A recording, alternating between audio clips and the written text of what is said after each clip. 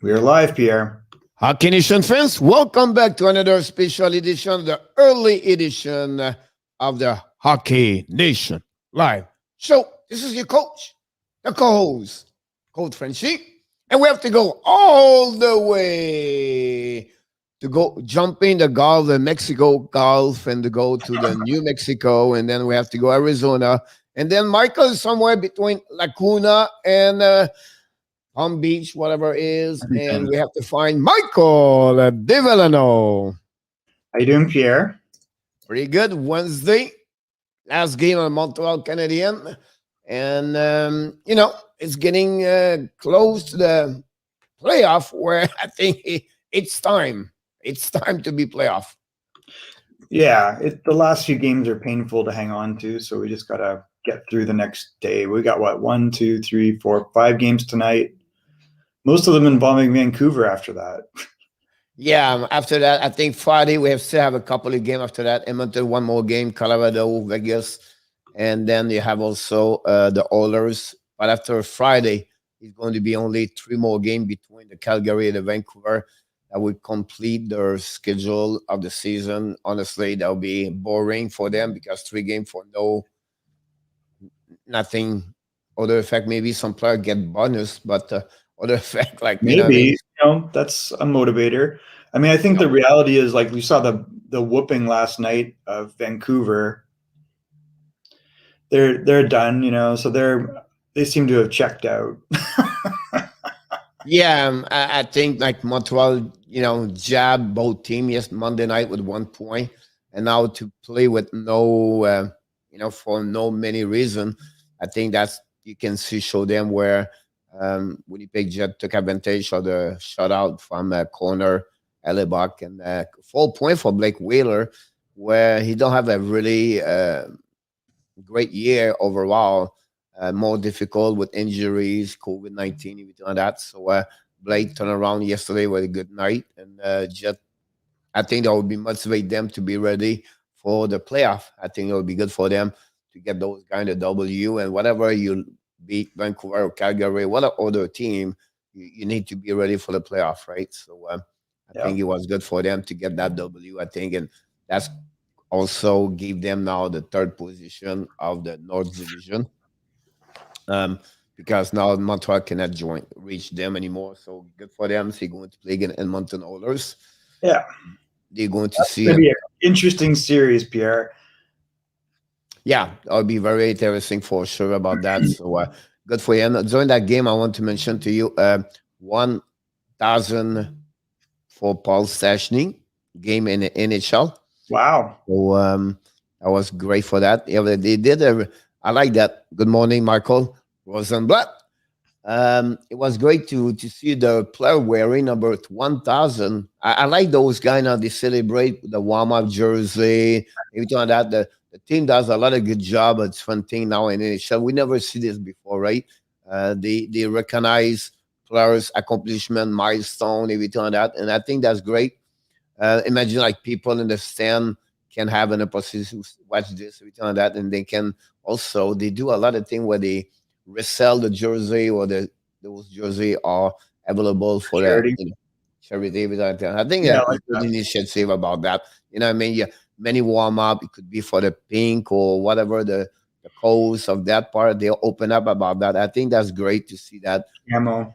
Yeah, I think so though. So say it was the first game, then the second game it was the Washington Capitals again. The Boston Bruins 2-1, I believe, at the end. It was a buzzer goal at the end at 3 seconds for the Washington, and then that gave them secure the second place of the East Division, and Boston will be third.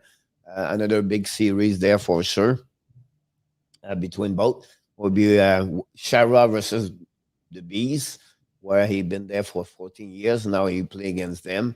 Ovechkin first time did not reach 30 goal, Michael, in NHL during one season. That's something surprise for this part, right? So that'd be good to that surprised me a lot, to be honest with you. So that's what happening with around the game. I don't know if you want to mention something else yesterday. about the game or something like that? Yeah, I mean, really quickly, we obviously had 2 games last night. Capitals eked one out over the Bruins. Curtis Lazar got his 7th. Hagelin got his 6th. Michael Raffl got his 4th. I don't know. I think these two they're focused on getting this regular season stuff over with, and we'll see the real teams in the playoffs. The Jets thumped the Canucks, but I don't think it really gives me much confidence that the Jets are ready for the playoffs.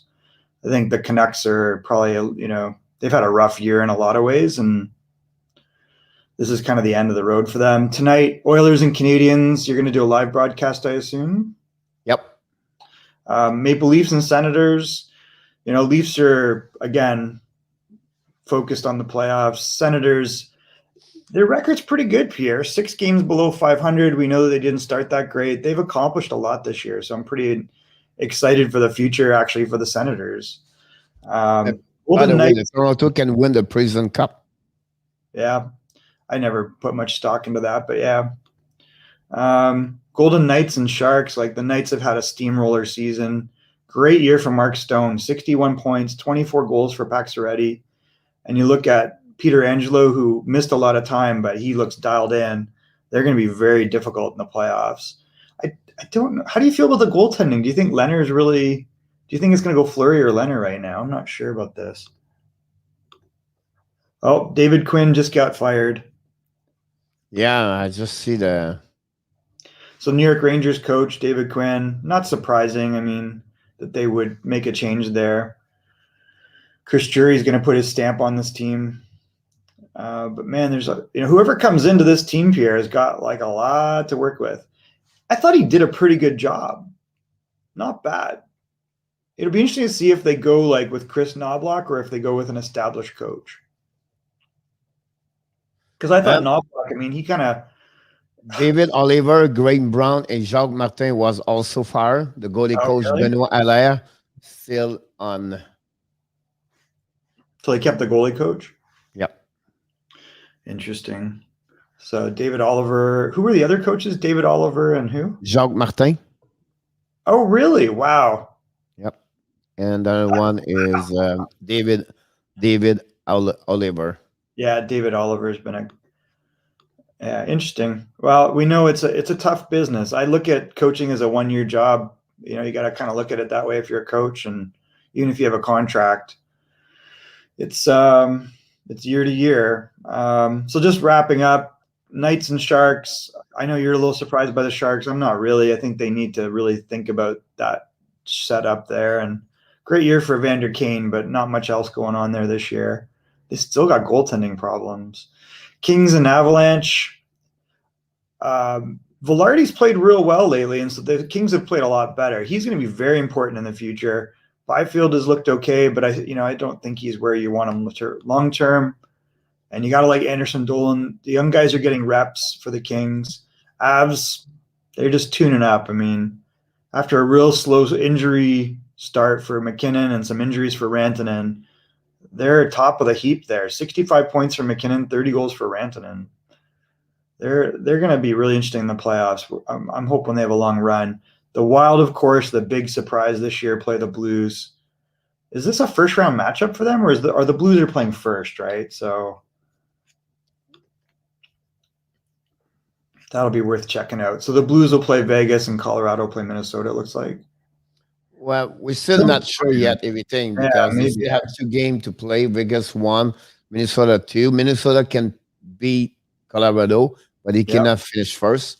But Colorado can also finish first. Interesting. They can finish 82. But Vegas, if they win tonight, they win everything. Like President and this part.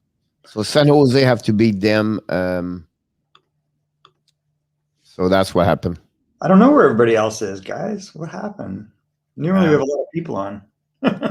We got boring. Maybe we're talking about the Detroit Red Wings. Nobody wants to talk about that. Yeah, or maybe Terry and Kim will show up and 45 minutes. We should change the title to Buffalo title. That would be something to do that. We may be slapping tomorrow, Michael. We're going to start the playoff round number 1. Yeah, we know already tomorrow, Saturday, the Boston Bruins play against the Washington.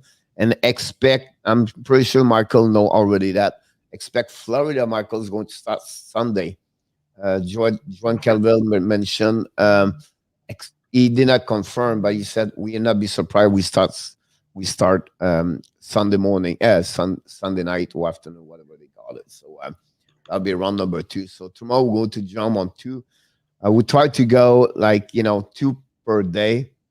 So tomorrow we Washington Capitals and the Boston Bruins and the Sunshine State playoff round number 1. Welcome, Denise. Hopefully you're doing well at the Grand Cache in Alberta. Welcome to be here this morning. Always a pleasure to having you here. So you see, Michael, you're not alone anymore. There we go. I need to make a bio break. 1 sec. I'll be right back. No problem. So what happening here this morning, we're going to talk about a little bit about the Detroit resume, what Michael will be back. We know already a little bit what's going on in the Central Division. The Carolina is going to play against the Nashville Predators. We already know the Panthers, Florida Panthers, going to be on the Tampa Bay. Oh, yeah, I know what we're going to talk also tomorrow. We're going to, Michael, if you're here tomorrow, Denise, everybody else, tomorrow we're going to go the list of the trophies. Who do you select your 3 finalists on each trophies?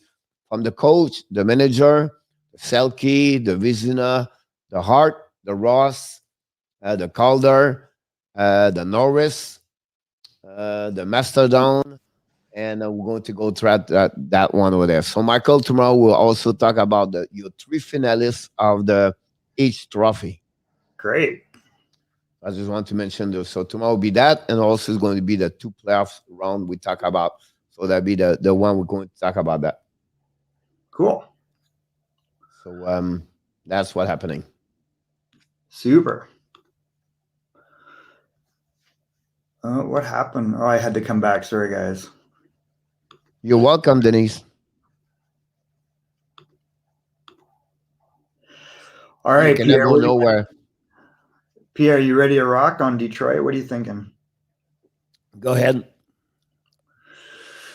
All right. So, maybe we start with the beginning of the last off season. So prior to this year, we know there was a lot of free agent signings by Steve Yzerman. Some of the more notable ones were Thomas Greiss. He brought back Sam Gagner. He signed Bobby Ryan. He also signed Vlad Menstikov. And basically, he moved on, which I was a little surprised. Oh, I'm in Pacific Coast, Denise. I was a little surprised they moved on from the young Russian kid that played last year, whose name I actually now forget, Timashov, because I thought he looked pretty good last year. And I think there was definitely a loading up and, keeping on Filppula for the last year of his contract, who did not play well last year, keeping Franz Nielsen. These were all kind of surprising moves at the beginning. But then, as the season progressed, and they signed Johnny Merrill, so they brought in some pieces, and then Mark Stahl. Mark Stahl was, I think, a big piece. So he loaded up on what looked like a lot of older guys, but you can kind of anticipate that maybe he was going to move them because there was a lot of 1-year contracts. He made some moves for salary to get assets, so picks. So then we saw in the draft. Look like he's gone.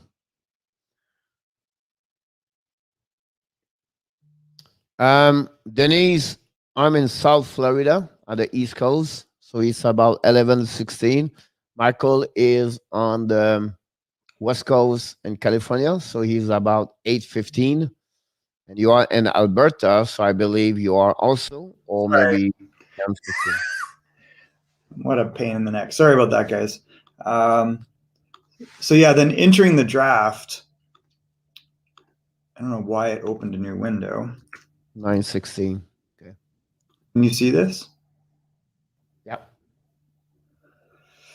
So we know this is the Alexis Lafreniere draft. Quinton Byfield went second. And then Tim Stützle, who's, probably in my opinion, way ahead of Byfield and closer to Lafreniere, went third. So I think Ottawa got a real good player. From when I talked to my inside source at Detroit, they had Stützle rated, I think, second, maybe even first. I don't think we got too specific, but they definitely had him rated high. But then we saw there's a lot of question, like, would they go for Marco Rossi? Would they go for Jamie Drysdale? Would they go off the board and go Cole Perfetti because of the connection with Saginaw to Chris Osgood and Jimmy DeValeno? Nope, they go to Lucas Raymond. And I think that was a good choice, Pierre. He fits with a philosophy where they want a high-skilled team. So we got another interesting asset there. And then if you look ahead, they'll probably get a top 6 or 7 pick. And we know it's an interesting draft. There's a lot of defensemen. But overall, as the season went and the trade deadline approached, we could kind of see the strategy play out. He's ridden out older contracts. He's made moves on some of the older players. Troy Stetcher was another pickup. Christian Juice was off of waivers. So a lot of new faces and a lot of interesting assets. They gave Svechnikov an opportunity, which at the end, which made me happy. We saw Philip Zadina's game grow. So where does it go from there? Then he makes a really shocking trade at the deadline, which, he moved out Johnny Merrill. The biggest move was probably moving out their leading goal scorer, which is Anthony Mantha. But, for me, Mantha was never going to be what he should be, which is a 30, 40 goal guy consistently. He's always had injury problems. He can dominate shifts, Pierre. But for what Steve Yzerman moved out for that, I think signals what the future of this team is. He brings in Jakub Vrana. Vrana's stats are roughly what Mantha's are over his career, but with a lot less ice time. And we see immediate impact from this guy. But in addition to that, he brings in Richard Ponik, who you can see has 2 more years after this on his contract. They have a lot of expiring contracts here. So what are they going to do? Well, you assume they move on from Filppula, maybe. Maybe they move on from Helm. Or maybe they sign the smaller contracts. And Ponik, we've seen, can play. Similar to Menstikov, where he's competent, but he's not really super impactful on the lineup. So he's not going to make them too good. And he's kind of like holding a spot maybe that'll be held by someone that's, either come in a trade or will be a young guy. So overall, the team improved, right? So we saw last year they were last in the NHL. I think they had 17 wins all year, Pierre.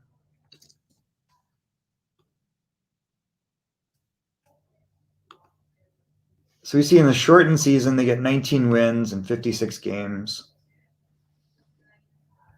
Oh, let's go back here. So if we look at last season, there's Detroit with 71 games, also shortened, a .275 win percentage. And probably the most painful part of this, well, there's pain all the way around last year, which is they only scored 145 goals.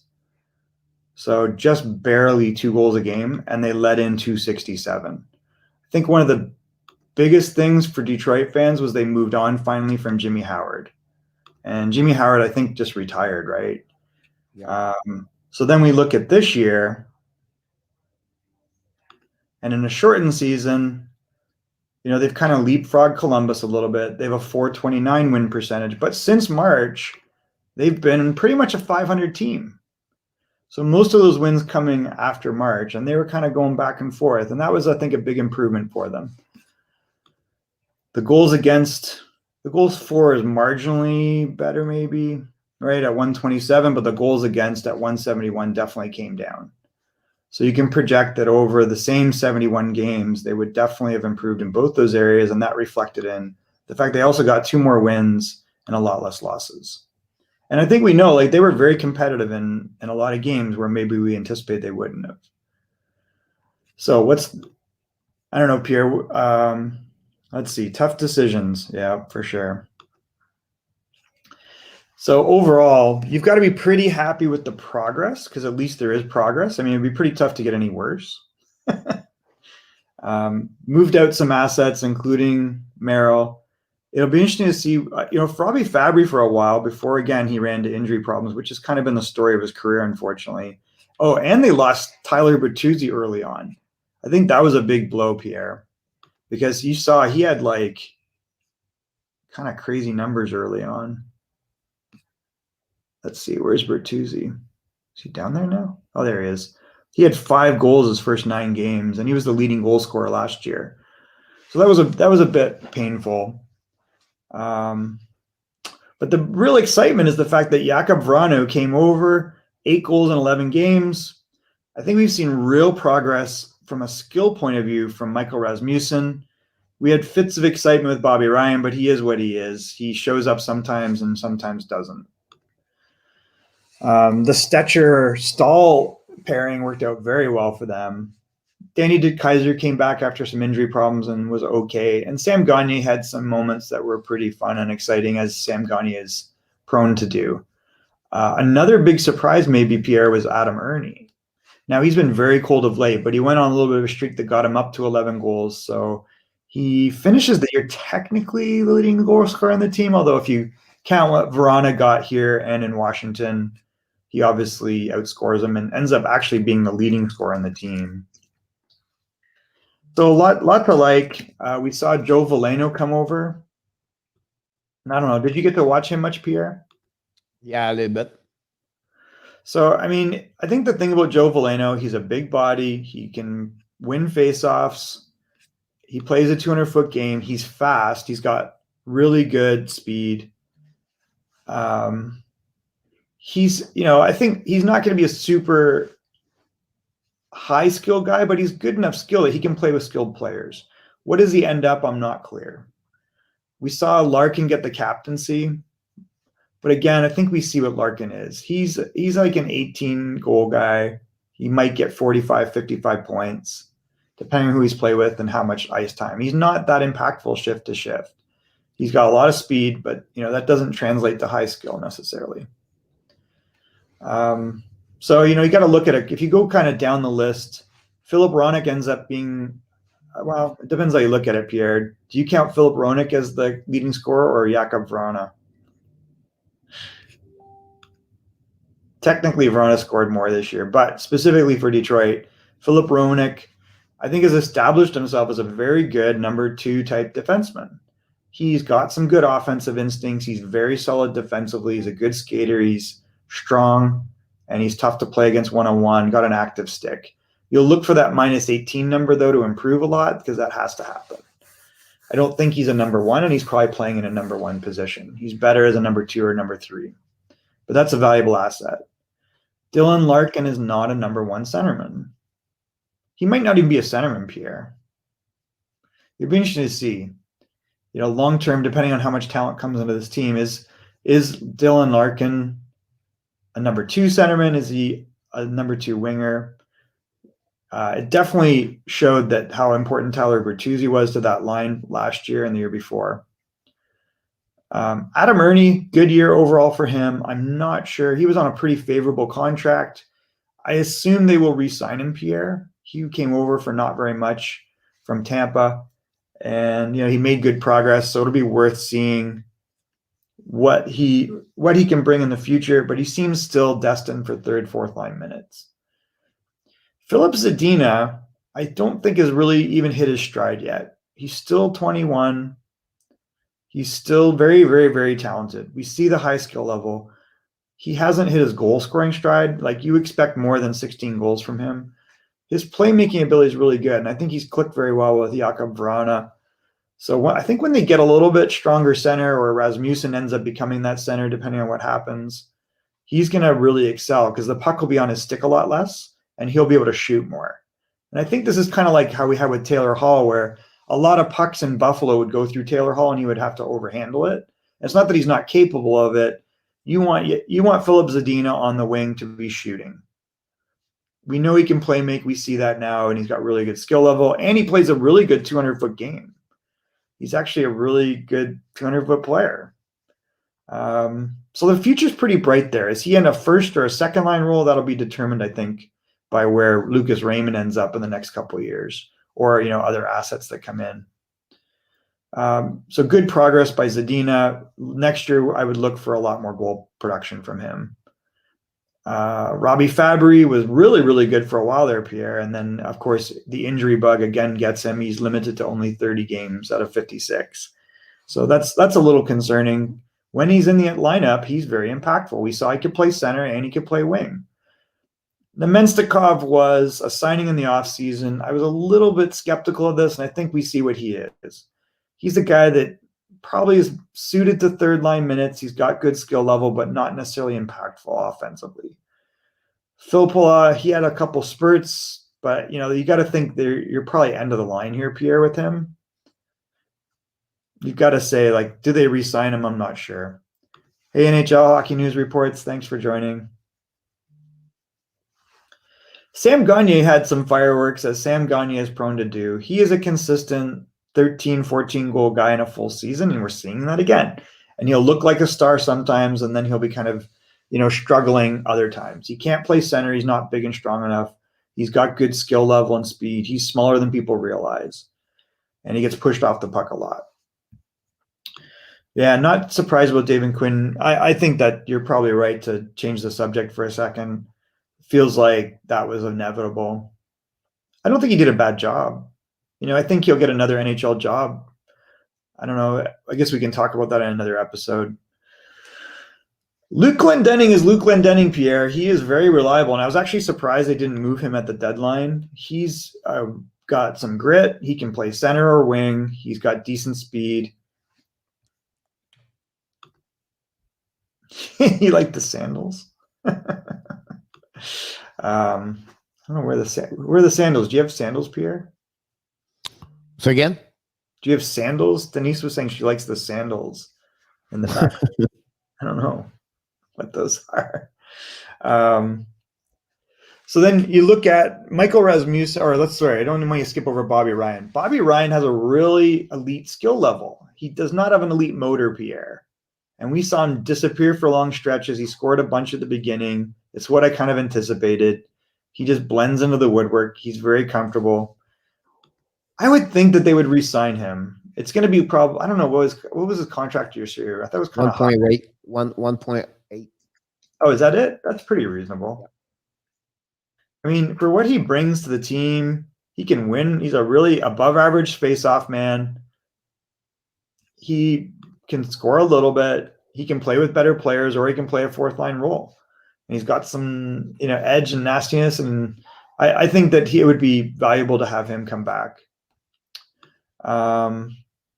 Just going back for a second. There we go. So Bobby Ryan is what he is. I will be surprised. I don't know. They might re-sign him, Pierre. You never know. He wants to stay. I think he fit in, and I think he was on a very reasonable contract. He doesn't hurt them. I'm not a big fan. I mean, if you brought him back, it wouldn't hurt me like too much. But I think there's younger guys that'll come in and need that playing time. But, you could fit him into that lineup. They have a lot of cap room now. So keeping him on a pretty reasonable contract might help. Yeah. So NHL says, expect Glendening, Bernier, and Helm to resign. I would too. And maybe Bobby Ryan. I think so too. They might. I think the contracts will definitely be on Stevie Yzerman's terms, of course. Just a quick question. A quick question. Who has a better year, Jonathan Bernier or Thomas Greiss? Bernier for sure. It's funny, yeah. But if you look deeper, I looked last night, Greiss have a better year. Well, I think Greiss over the first is this 2 seasons for him. Like, actually, you're right, because what it was they didn't support him goal scoring wise. Yep. And I think that was strong. He did not start well. He did not start well, but he really, really finished strong. He finished at 2.70. Yep. And I think we see, like, he had a lot of 2 and 1 goal games where they lost. So they did not give him the goal scoring support. He adjusted. He's a very good goalie. And this ends up being a very good signing for them. If you take out the first 9 games for him, he was very good. And Bernier stole games. I mean, that's the thing about what we see from him. Like, Yeah, my point, I don't said Bernie don't have a good year. He's just at Yeah, 2.99. He's a little bit yeah, at 99. But my sure. point, like, I was surprised to see I agree. Green to have those numbers because many times we never thought he's gonna have a good year over there. No, but I think, overall, you've got to be, if you're a Red Wings fan, you got to say, hey, I'm pretty comfortable with these guys for the next year or two. Like they've provided the best goaltending. If you keep Bernier, I'm sure there's going to be something to make sure that he stays. Grice is signed. You've got to say this is definitely better than what we had before. This is what fans complain about around. Keep going back to the Jimmy Howard well. You can see average goaltending is way better than what this team had before. Yeah, Thomas Greiss is a very good NHL goalie, and Jonathan Byrne the last 2 years has shown that he can still steal NHL games. So I think those are both positives. I think it was a really good assessment by Yzerman of how to marginally improve and maybe give them pieces that would work in the future. Michael Rasmussen, I think, from a skill point of view, dramatically improved his skating. And I think this is a great news story for Detroit. He's a big guy at 6'6", 6'7". He started the year in Austria and played pretty well there. And then he came over, didn't even, played a few games in the AHL. One thing about Michael Rasmussen is he's a big guy that has always had hands around the net. I think what he has shown is he's, number one, he's dramatically improved his skating. I've seen him since he was in the CSSHL, in the Canadian School Sports League, and then in the WHL, and he's really, I've never thought he would be this good of a skater, Pierre. So I think for him, that's an adjustment because now he can get to places that he couldn't get in different time. And a lot of his game was around the net before. And it doesn't mean it won't be, but I think that we're going to see him figure out how to use that. Because when he gets around the net, he's still deadly and close. He's got great hands. So I know originally they were kind of thinking he's like a third-line center. And then there was talk of him being a wing. I really think he's shown he might be a second-line center, Pierre. He's got that potential. And I guess it'll depend on his production next year. But there's nothing skill-wise that holds him back. He's got those hands and that speed and that size. He could be really, could this be a Rupe Hintz in a year or two? He's just struggled a lot the last 20 games. Offensively, I think production-wise, he's trying to figure out what the new wheels mean to him. Because now he's like a much smoother skater and he gets in on the forecheck weight. And a lot of his game before was just getting around the net and not moving. So I think there's an adjustment there. It's almost like he's getting there too soon for what his normal game is. So I think he'll figure that out. Because his hands, Pierre, he's got very soft hands. He's always been a big-time goal scorer. Yeah, I think that this is what, I could see him as third line. I think it might end up being a waste, though, guys. If you know Michael Rasmussen, you know he can score. He's got great hands. And now he's got great wheels. So I look at that and I look at his size and I go, give him the continued opportunity to play second line. And I think you'll be rewarded at some point.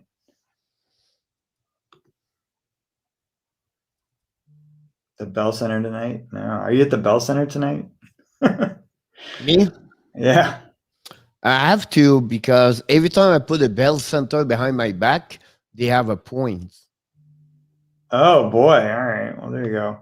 So that's what one of my Denis Richer from Montreal told me that. I'm going to get to prospects in a second. Let me just finish up on this. So Danny Kaiser, I don't love watching him game to game. He's still young enough and capable enough to be a fourth or fifth defenseman. He gave you actually some offense this year, which was weird. He's never done that. The real big story is this trade for Jakub Vrana, moving out and on from Anthony Mantha. Steve Yzerman gets a boatload. He takes on the Richard Ponik contract. Let me see if I can actually pull this up without skipping here. Thanks a lot, Hockey DB. If you look at the career production of this guy, and I think the tale that isn't told here is the minutes. So what we saw is he was kind of getting 12 and a half minutes a game. He was playing third line time in Washington. And yet he still got 13 goals, 24 goals, 25 goals in 69 games. This is a pretty good hint. He gets 11 goals in 39 games. How did Stevie Yzerman steal this guy? Well, there's a big name in Anthony Mantha, but he manages to take on the contract of Ponik, get this young guy who's basically got the same numbers as Anthony Mantha. Like, he might actually have better numbers, Pierre. 84 goals, 99 goals. So they're very similar. 84 assists, 103 assists, but in 316 versus 295. So we're also talking about one guy that's 6'5" and one guy that's kind of 6 foot and skilled. But the thing about Mantha was his motor was not consistent, and he had a lot of injury problems. So what happens is you see we had the big 4-goal game from Verona. He's fit in very well, I think, with Zadina, and he's high skill, and he's getting more ice time. And the 8 goals in 11 games versus we saw a big splash initially also by Mantha and nothing since, Pierre. Like, he's done what he did in Detroit. He's blended into the woodwork. So to get a first-round pick on top of this and a second-round pick, I feel like this might be the trade of the year. What do those picks be? Well, what will they be? If you look at where Washington might finish, Detroit's going to get a pretty good pick, Pierre. Is the pick not for this year? Where is it? That's weird. Let me just check something. So is this draft pick? No, go backward. Yeah. He was. It's in 2021. So I'm not sure what they're showing here, but there should be a pick around. Oh, is it this? This is 2021. Why is this still with Washington? This should be Detroit, right, Pierre? Yeah. So we saw some of these guys that are in this area at the under 18s. Not Oscar Olsson. Brendan Othman played pretty well. He's from Flint. That might be a pick. The Czech defenseman is very interesting and might fit in with their philosophy real well. So we see him. Svozil might be a really good pick around there. And it depends on, kind of who shakes out. But there's some talent there. They're going to find someone that fits with their philosophy. And combining with probably what will be a top 8 or 9 pick here, they're going to get some more assets. And then on top of it, they get a second-round pick. So that's going to be very interesting.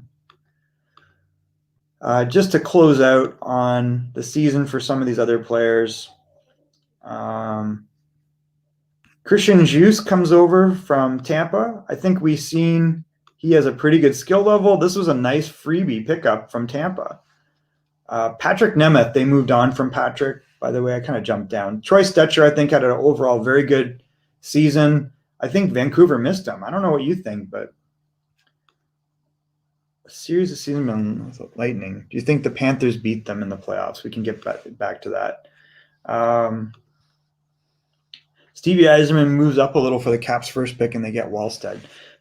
That would be, will they have to move up? It'll be a question.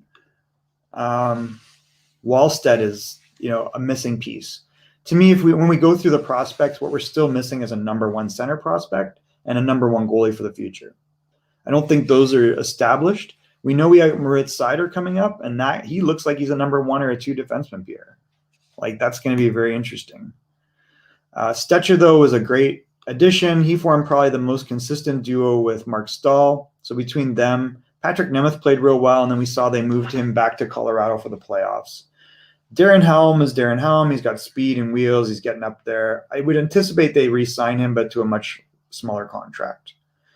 Tyler Bertuzzi, I don't know what's going on with this, Pierre, but he missed the whole year. We saw he had 5 goals in his 9 games, and we saw last year, I think he had 24 goals last year. So that they really missed him. Having him come back, 21 goals in 71 games. So we've seen 2 21-goal seasons in a row from him.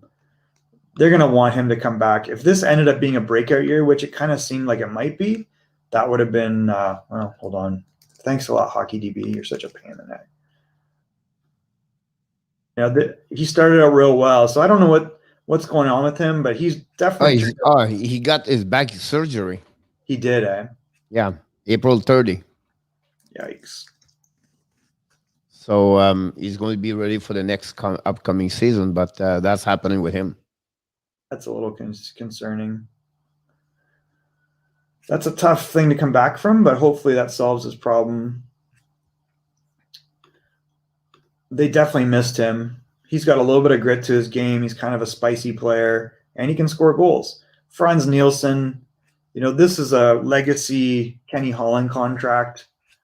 It'll be interesting to see if they keep him or they buy him out. They might just ride it out, Pierre. They got one more year left at 5.2. So time has become their ally, but he didn't really play at the end of the year very much. So they kind of moved on from that, it feels like, which is a good thing. Johnny Merrill played real solid for them, and he moved to Montreal. So they get some assets back for him. They get like a 4th round or a 5th round pick, and an AHL player in Hayden Verbeek. But I thought he played pretty well. Richard Ponik, I would anticipate him continuing to be on this roster. They'll ride out the last 2 years of that contract. He's kind of similar to the Menstikov. He's going to be skilled, complement the guys around him, not be real impactful offensively at this point. But he's not going to hurt them. Giovanni Smith had, I like Gio as a 4th-line guy. He's strong. He can fight. He's a big guy, can skate, and he can score a little bit. So I hope he has a future in Detroit and they don't lose him. Alex Biega was a piece that they can move on forward or D. Gustav Lindstrom, again, shows he is a very, very reliable defenseman. He's lanky. He's got an active stick. He can really skate. I don't think you're going to get very much offense from him, but he is a solid 5'6" defenseman, Pierre. And I really like him. I think that he makes that last pairing solid for the long time.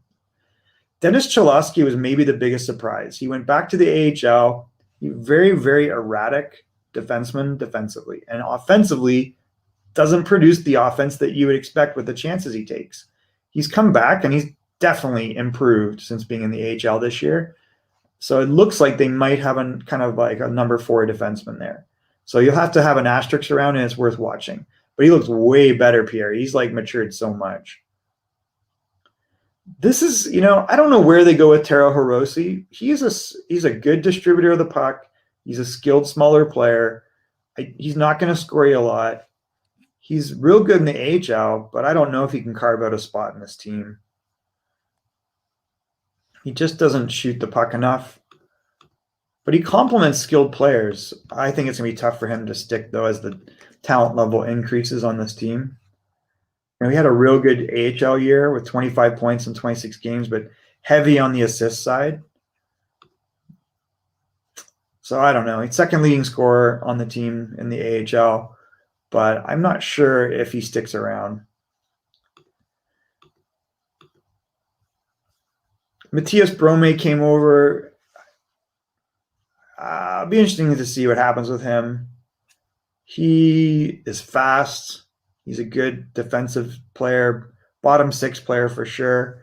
Showed flashes that he might be able to get some points, and they brought him over because it looked like he scored in the Swedish league. So I don't know where this goes long term. Maybe they keep him around another year. But I don't think his skill level is exactly what they're looking for long term. And then they got Joe Valeno, who came over, played 5 games, played his season in with the Malmo Redhawks, had a real good offensive season. He's got potential to be, I think a 3rd line, maybe flex up to 2nd line center. I don't think right now we see any of these guys can be a 1st line center, Pierre. He shoots the puck a lot better than we thought. He's a strong guy, and he can really skate, and he wins faceoffs, and he plays a 200-foot game. So there's a lot to like there. What his offensive upside will be interesting. He does complement skilled players well because he does a lot of things that they don't, and he gets the puck to them, and he can shoot the puck. So it'll be interesting to see. I think it'll depend upon what else they have down the middle. For the short term, having Rasmussen, Larkin, and Valeno would not be the worst thing next season down the middle.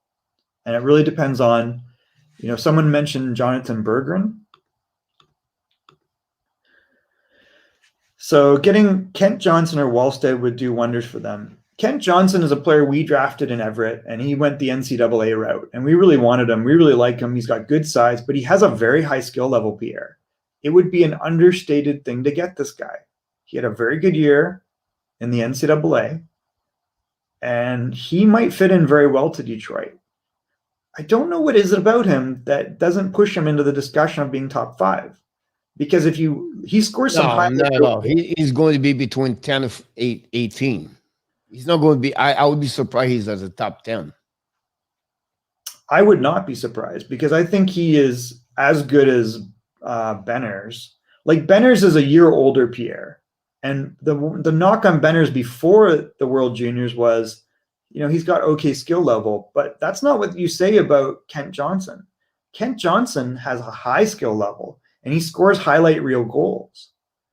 So it's kind of bizarre to me, and I don't know what it is, if it's just the personality or something in the game. Maybe I'm not sure what it is, but that could be interesting. I think for them, on from Bertuzzi. I think for them, they'd be great if they get Luke Hughes or Simon Edvinsson. For sure, there's a lot of other pieces there, and I don't think if we look ahead to that draft, it just depends on where they land. Luke Hughes, I think, is still intriguing. He still has a good skill level, very good skater. He's a little bit bigger than his brothers. If they end up in here, I don't see Matthew Benners being first overall. I don't understand that discussion. It doesn't. No, at 99% for me, I see more power. Yeah. Or clock. But again, I believe some would maybe believe at Edvinsson. I'm not sure he would pick it up there. And there's a good case for the goalie. Like, I think that it's worth exploring. Do you get the goalie? Because he looked very, very good. He looked better than the Russian goalie at the World Juniors. He's big. He has technically sound. He's calm in the net. Really good rebound control. Tracks the puck. Like, he's an elite level goaltender. Now, would you pass on Owen Power for that? I don't think so. Luke Hughes is going to be the wild card here because you look and he's not his brothers, but maybe he's better defensively. I don't see Gwender there. I think Gwender would be like a little bit lower. Some people have Gunther in the top 2. And I think it's just a weird year. Normally there's no way. Yeah. His year in the WHL was pretty damn good. 24 points in 12 games, Pierre. I would not move Pedrozi for sure. I don't know if Anthony, you're around. Anthony Manzano. I know we skipped your question, but we were finishing about the Detroit. But I just want to mention to you, Florida, at that where they're going to be, I think they can be like Fabien Liesel could be one over there.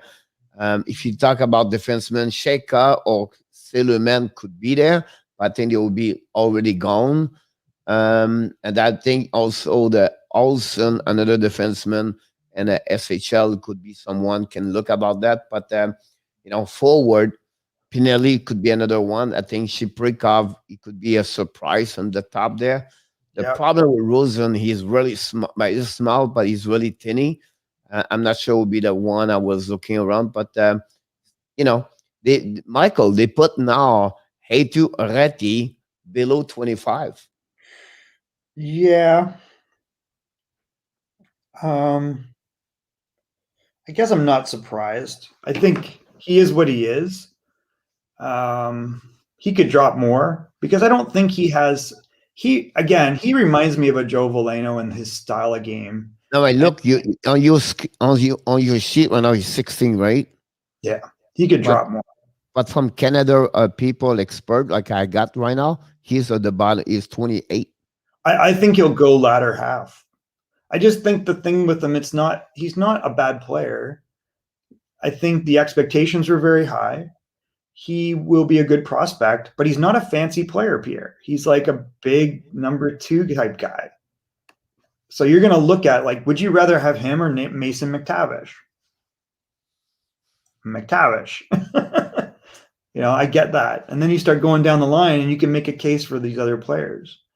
Yeah. So I think he'll probably drop a little bit. I think his upside is not there of what they hoped at one point. He peaked early, and that's not a bad statement saying that they should move on for Bertuzzi for assets at some point, but I would hope he returns to this team and then they decide that later on. I will keep him for sure. I would keep him, but I think it's a good point that he'll be 30 by the time that he's good, but maybe we're wrong. I don't know about that. It really depends on, the prospects. So if you look, and unfortunately I have a hard stop soon. If we look at the Red Wings, what they got coming up, you've got to be excited about a couple pieces. One is definitely Moritz Seider. Moritz Seider is... Did you get my picture? Everything was there. Oh, on your... Yeah, like everything like about prospect, draft, UFA, RFA. Let's do that. I like that idea. Can I share a...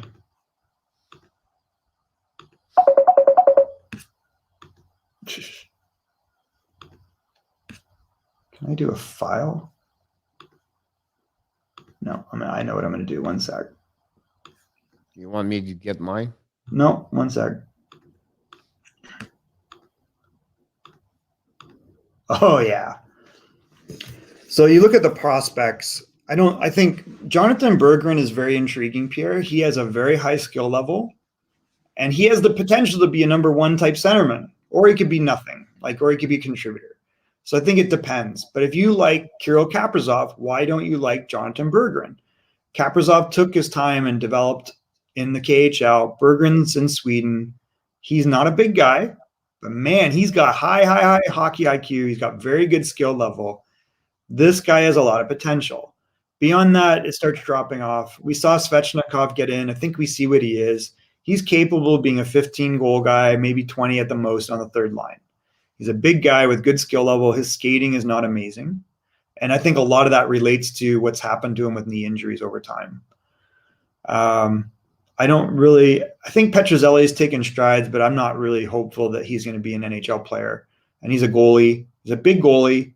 I don't love his numbers, but he's definitely improved. If you look at Zadina, I'm still very high on. I think you'll see a bump up in his numbers next year, and particularly the less pucks on his stick, the better. I don't know who's Sasha from the US. Oh, he's okay. Yeah. Rasmussen's made huge strides, and I think you'll see his production continue to go up. Lindstrom, I think we talked about. Valeno, we talked about. Lucas Raymond, this is going to be important pick for them, Pierre. He's got to be able to come. I think he's going to be a top 6 guy no matter what. His skill level is too high. And he's really a very, very, very, very, very good forechecker. He's a pickpocket, and he puts pressure on the puck because he's got such exceptional speed. So it's an interesting package. He could really impact this lineup at some point. Maybe not next year, but maybe the year after. But he's not far off. He could step in and play. Moritz Seider has the biggest upside. There's no holes in this guy's game, Pierre. He is big. No. He looks like he's going to be a great defenseman. He can shoot. He can carry the puck, and his stick is perfect. His active defensive stick is impressive. You talk about a star now. On the list right there, he is one step over any other player they have on that list. I agree with you. That's what his upside is. I don't see him doing anything other than at some point being a top defenseman. Albert Johansen's interesting as a bottom 6. He's a very exceptional high skill skater. He's a very good skater. I don't know if you get much offense from him, but his wheels are elite. Jared Mckissack's interesting. He had injury problems. If you like Noah Dobson, you will like Jared Mckissack.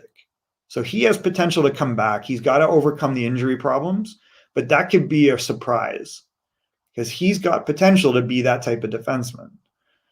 I don't know Seth Barton very well. So Brango, I'm not super high on. Philip Larson has really faltered, Pierre. He was in NCAA, he lights out, and I think he's got questions about work ethic, and that really reared its head. He's a goaltender. Yeah, he's a goalie. Sorry, he killed the NCAA, and then he came in. I think he thought he was going to make the team last year, but his work ethic is really, really questionable. He ended up in the ECHL. And I think he played overseas this year. Not really projecting much there. So overall, what are they doing this offseason? Presumably they're going to pick someone that'll complement this rebuild. Is it a Wallstead? Is it a Luke Hughes type defenseman? None of those would hurt this team. All of them will add to the assets. They have a lot of draft assets coming up. You've got to think that maybe Steve Yzerman will make another move. And if Jack Eichel is truly available, he might have enough assets to make a run at that. I will let you know this, but Jack Eichel is going to be with two teams, the Rangers or Minnesota. Both very realistic possibilities. That's my prediction. I think that the third the thing not to count out would be Detroit, because they have the cap room. They have a lot of assets. But I could be wrong here, Michael. I could be wrong. I do not feel is a prototype a player like Yzerman like. I think you're probably right. I mean, I'm not saying he does not like him, but I don't feel like. I think you are probably correct. So that's what they're looking for. I just want to mention, I know you have to work, but go. But listen, they have 12 pick next year. 5 of them are first and second round. Right? They still have $48 million to spend next year. Right? So what I want to mention to you is that their first pick, I don't think they will look for the position. They will look at the board, say, you know what, this kid is the best player right now on that selection. I think they are not enough ready to select, and he left, but it's no matter. I don't think so. They are ready yet to select players at the position right now. That's all right. I think they are looking more about, you know what, that's the best one. And then after that, at the free agent, UFA, I believe they will be a little bit more concerned to spend their money yet. I think they have 2 years yet to wait to pick up a good, solid players, everything like that. They are on the right direction. I think they have, but the key of Steve Yzerman, he's a patient guy, right? Yep. I think he would not spend money on the goaltender. He have 2 good goaltenders right now. He already signed Bernier for $3.5 million, $4 million maybe, and on that position over there. Okay. He would look maybe a defenseman around the league. He would not spend over $5 million. I don't think so. He will see that. Do you think they'll bring back Stahl? I mean, he played. I believe he would bring him for 1 or 2 years. Yeah. Now he accept to around $3 million. I think he can do that, right? Otherwise, I think on that list over there, the only one I believe he will resign for me is maybe Helm and also Glendening. The rest, I don't think so. They will resign Gagné. At least Gagné accept under $1 million again what he did this year. And I think that'd be perfect with that. Yeah. But otherwise, if you do that, I think they will look for the, when you go on the UFA, you have 3 tiers, tier 1, tier 2, tier 3. He was targeting more tier 2 bottle average, and then the bottom. He was not targeting a great UFA and on the nails. Thanks, Denise. That's great. On the top of the UFA, like signed like $8, $9, $10 million. I don't see that. No. Yeah, I think overall you've got to be happy with the progress. They're better defensively than we have seen in a very long time. They did it with some veteran guys. They moved on from a couple of them. But I hope they bring back Stahl. He played really well with Stetcher. Stetcher's a very reasonable contract. The Kaiser's only got 1 more year in that deal, so I anticipate they ride that out. Chaloski, it'll be interesting to see what he signs for, but I don't think it'll be a lot. Event. Let's make sure Michael and all 4 people on the panel will be here. All right. I think Michael have to go. I think we hit the 12 o'clock. Everything like that. Just want to mention for tomorrow, we're going to go 2 directions tomorrow. We do the list of the trophy on each one of them with your finalists, the 3-1. And then we're going to go to 2 playoff rounds. We're going to talk about the Panthers and also the Lightnings. And we're going to go through the Boston versus the Capitals. And then Friday, we're going to go now on the North Division, both one of them. So that will be happening like that. NHL, you back, but we lost Michael, and I think I'm going to shifting myself with the Montreal Canadian Bobcast right now. So I'm going to watching what's going on over there. But that's me, maybe. Michael have to go back to work, and that's what we do. Michael Rosenblatt, you got it for tomorrow. We're going to do the finalists of each trophy. And also we're going to go also the 2 first round on one on the East Division and also on the West Division, on the Central Division, team number 2 versus team number 3. So I just want to mention to him, we're going to go deeper, and that's what we're going to do. And then I will finalize that part over there. So thanks again to be here today. We appreciate NHL, Anthony Manzano. I'm going to be, let you know, we do live stream tonight. We would love to having you at the live stream. You bring a lot of great questions. You bring a lot of good contents. Hopefully you're going to jump on the live stream tonight. It will be live stream tonight, 6:45. We're going to do the Montreal Canadian again, the Edmonton Oilers. We're going to do a pre-game and going to also do a post-game tonight. We're going to keep a little bit longer the live stream. We have time. This is the last game of the Montreal Canadian. We're going to talk about overall their season. The good news for Montreal Canadian, I have a couple of news for them. All the injury are back on the training this morning on the ice. Gallagher, Price, Weber, Dano, Biron, Tatar. The 6 guys are back there. We already know the one is finished. So Montreal is going to have a full one. And then also we did not mention this morning, but Henry Bergstrom signed a 2-year contract with the Chicago Blackhawks yesterday. AAV of $1 million per year. So I just want to mention that part. So we're going to be set. That'd be great. NHL, take a picture, share with us. And also, the Avs just signed Hervé Pinard. I think he's an underrating players. People should learn a bit more about him. Everywhere he plays solid. I can't wait to see him more. But I want to mention also the Montreal Canadian. I have all the full squad ready for the first round pick. This series is not going to start before May 19.